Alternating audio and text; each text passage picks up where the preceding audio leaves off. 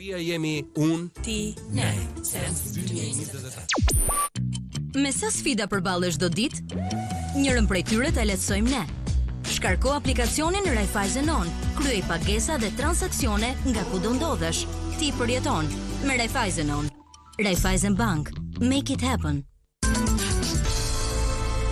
Power FM. Top Radio. Flash në Top Albania Radio. Vrasje me armë zjarri në Durrës, viktim mbeti një 38 vjeçar shtetasi identifikuar si Fation Dervishi, u qellua nga persona ende të paidentifikuar në Katun Suks tek shinat e trenit. Ai u transportua menjëherë në spital për ndihmë mjekësore, por si pasojë plagëve të marra ndroi jetë. Mësohet se Dervishi po drejtonte makinën ku gjendej me një shok kur u qellua. Personi tjetër shpëtoi pa lëndime. Policia nisi hetime, paraprakisht mësohet se viktima nuk kishte precedent penal.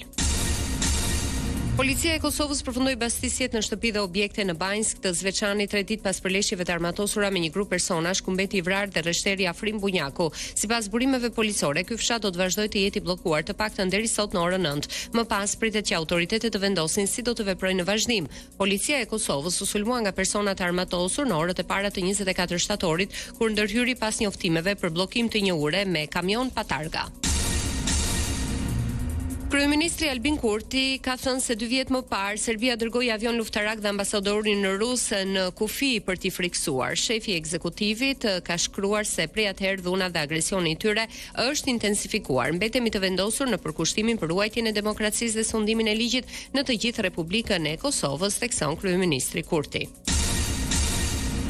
Policia e Kosovës konfirmoi se ka arritur në 8 numrit e arrestuarve lidhur me sulmin në Banjsk më 24 shtator. Sipas një njoftimi, 2 të arrestuar një ditë më pas, më 25 shtator, në një hotel në Banjsk ku janë konfiskuar disa mjete dhe arsenal armësh. Ndërkaq, pjesëtarët e policisë së Kosovës e vazhduan krehjen